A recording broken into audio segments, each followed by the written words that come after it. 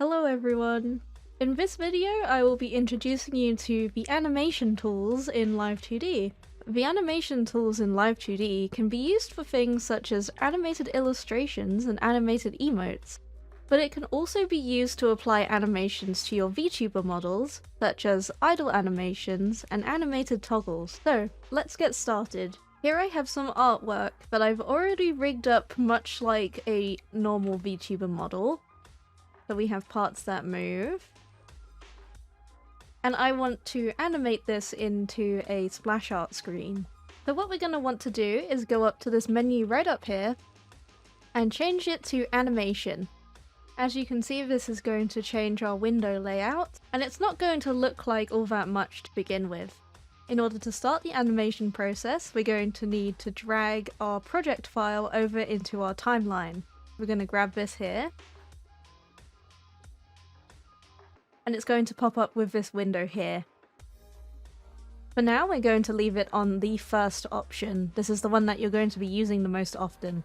Now you're going to see a lot more stuff on your screen. Let's start by going through what all of these windows mean.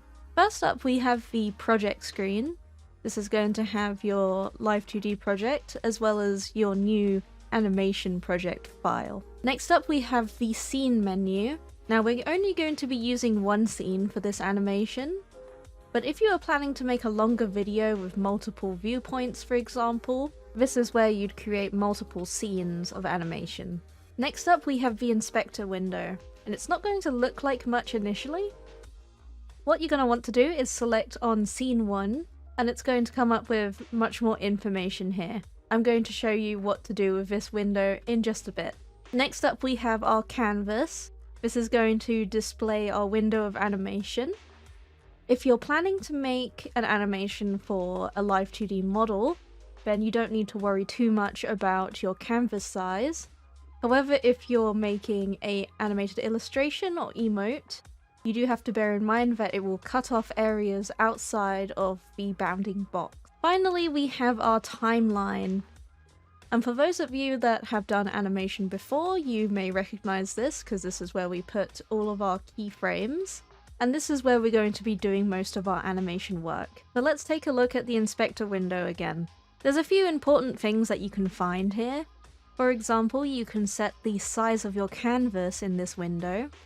By default, this is set to 120 by 720, but because my animation is full HD, I'm going to change this to 1920 by 1080. And you're going to see that the canvas has changed size there. If you want to change the aspect ratio of your canvas, make sure to deselect Fix Aspect Ratio. That way we can change it into things like a square. You can also change the start frame and duration from this window, however you can also do that from the timeline. One more important thing to note with the inspector is the frame rate. Now by default this is set to 30. However, if you'd like to work at a higher frame rate, for example 60, you'll need to change this first. Let's take a look at the timeline now. I'm not going to be covering every single button here, but I will be covering all of the important ones that you need to know to get started with animating. So let me explain what all of this means. First up, we've got our play controls. So this is going to play our animation file. Obviously, since we haven't got anything set up, it's just going to keep repeating on the timer and nothing's going to change.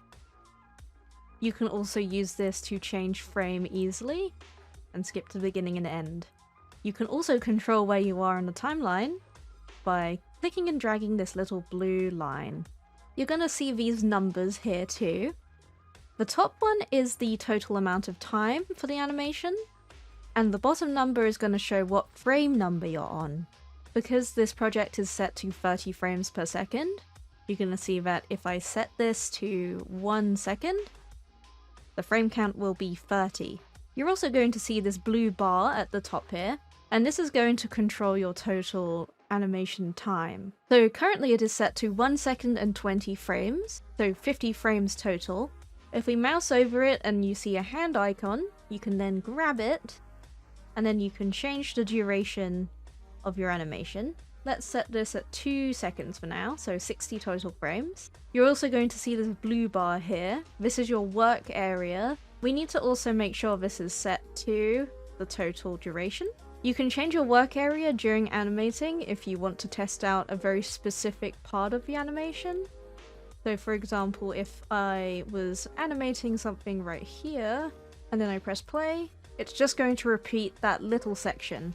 This is also the case with our timeline blue bar here. It's much like the work area where you need to set it to however long you want the animation to be. So the rule of thumb is make sure all of these bars are matching, unless you're trying to check something out. So how do we actually start animating? First things first, we need to expand our project out. So let's click on this little arrow here, and you're going to see 3 green menus pop up. If you're animating for a Live2D model, you don't need to worry about the bottom 2 green menus, as these won't have any effect on the model itself. However, if you're animating an illustration, these might be important to you. Let's open up our first menu, the Live2D parameters, and you're going to see that this is all of the parameters that you have set up on your model. And you can use these to start animating. Let me just quickly cover the other 2 green menus for those that are interested. So the second menu is the Live2D parts visibility. You can change the opacity of any of your Live2D art meshes here. So for example, I could remove the wings. And finally we have the placement and transparency menu. And this is what controls where your model is on the canvas. So you can see that my model is currently out of frame. I can actually move this down. And you're going to see that it's put a keyframe right at the start here. And the position has changed. You can also tweak the position from this menu. So for example, I can shift it left and right. Or up and down. You can change the scale. And so on and so forth. Like I said, with a Live2D model, you don't need to worry about the positioning on the canvas, as that won't affect the actual animation once it's used in your tracking app. However, for an animation like this, if I were to shift this along here, it's going to animate itself along the timeline. So let me quickly explain what a keyframe is. A keyframe will basically save the position of a parameter at any given frame. Let me show you what I mean. So I'm at frame 0 right now, and I want my character to blink. So first things first, I'm going to set my blinking to 1 at frame 0, and you're going to see this little dot show up. This is going to be our first keyframe. We're going to shift along a few frames. Let's go to 5. And then we're going to set the blink to 0. And now you're going to see a second keyframe. And as we shift this along, you're going to see that the character's eyes are now moving. And you'll notice as well that the parameter is also showing the motion. Let's go ahead and open her eyes back up 5 frames later too. And then press play. And you're going to see that the character is now blinking. And that is really the basics of the animation tool in Live2D. However, I'm going to show you a couple more tools that might be useful to you. So I'm going to quickly add in some more keyframes here.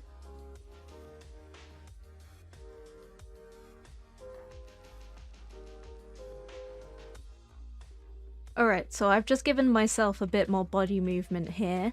But let's say that I have some tail physics on this model. Now, it's going to be a bit of a pain to animate by hand all of these different tail parts to move how I want them to. But there's a shortcut for this. On my original model, I already had a physics group set up for the tail here. So you can see that it's passively animating with my breathing. If you'd like more information on how to use the physics window in Live2D, I have an introductory video to that too, in the iCard up above. Back to our animation screen, we're going to want to go up to the animation menu on the top left, and then find track, and we're going to want to bake animation from physics. So you're going to see this window pop up here. This is going to have all of our physics parameters in here. Now I don't want this to be applied to breath, so I'm going to untick that, as I only want keyframes to be applied to our tail here. An important thing to note about baking animation from physics is that you're going to need to have animated the keyframes for the input parameters first. So in this case, it's linked to breathing, and since I already have breathing keyframes applied, it's going to use those as the basis for our tail animation. We're going to make sure that the frame rate used for baking is set to our scene, and then press OK. And you're going to see that there are now a bunch of new keyframes on our tail parameter here. We're going to go ahead and press play. And you're going to see that our tail is now animated easily. Now usually if you're using this method, you're going to need to tweak it a little bit. In my case here, I would need to adjust the end frames to make sure it loops a bit better. But it's useful to know as it does most of the hard work for you. One other important thing to cover is the graph editor. So let's say I wanted to extend my animation out a little bit. Let's increase it to 2 seconds and 13 frames. But now that we've extended it, we've got this blank area here where the character is not doing anything. We could just manually move all of our keyframes down to the end, but you're going to notice that this is going to change the animation up a little bit. It's going fast at first and then slow at the end. Well, there's an easier way to do this. We're going to go ahead and select this button here. And this is going to bring up our graph editor. Now, if you click on your different parameters here, it's going to show different graphs depending on what keyframes you've set to your model. We're going to go ahead and select this graph using Ctrl A. And it's going to add a red bounding box to it. We can extend this to the end of our timeline by clicking and dragging the red box here and just extend it out right to the end. There. Now if we press play, you're going to see that our lower body is now extended out to the full scope of the timeline. And we can do this for all of our relevant keyframes too. There's a few other things that we can do with this graph editor that are a bit more advanced, so I'm not going to fully cover them in this video. However, the basic explanation is that the curve of this graph is how the animation moves. So in this case, it's a simple curve that goes around the animation like this.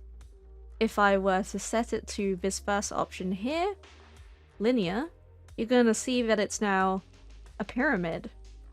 And if you see how this reacts, it's a lot less smooth. But let's say we were happy with this animation now. Let's look on how to export this.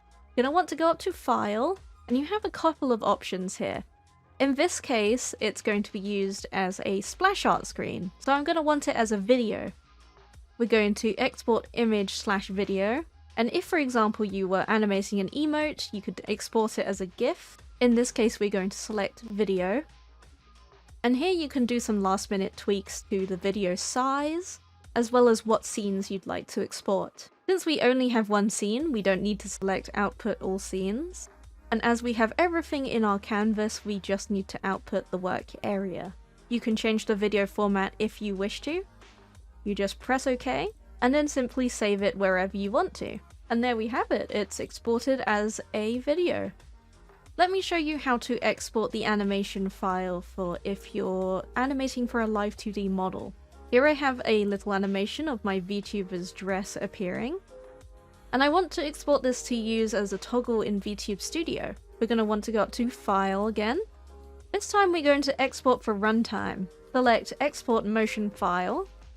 Click OK. And you're not going to need to change anything on this window here. Just press OK.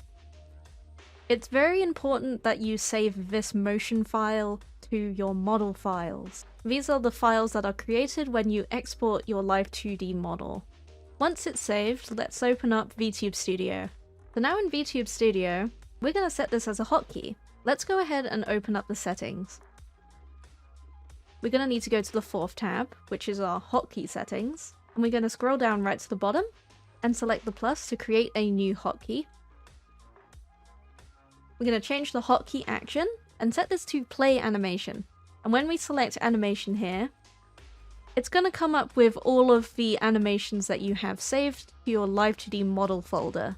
And if you saved your motion to the correct folder, you should see it in the selection. There is my dress transform. And then all we're going to need to do is just set it to a key. So let's give this a try. Now if I select my hotkey,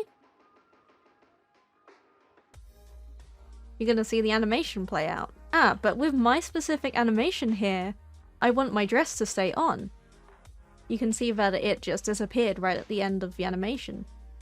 What we can do is select stop on last frame, and when we use it again,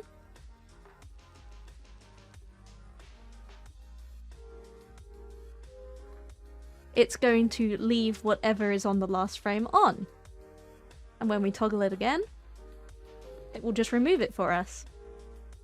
It's very useful if you're planning to do any sort of transformation sequences like you saw here, or if you want to have any animations going into certain expressions. You can also create idle animations in Live2D.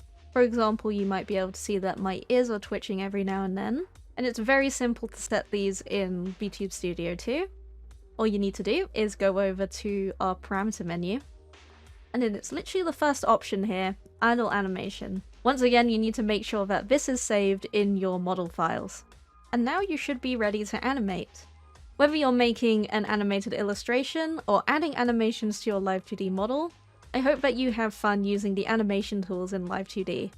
So I really hope that this video will help you get started in using the animation tools. If you're interested in more Live2D and VTubing related content, please do subscribe to the channel. An extra special thank you to my Ko-Fi members this month, including our super shiny treasure, Roxanne. Thank you for supporting the channel, and I hope you have a wonderful day.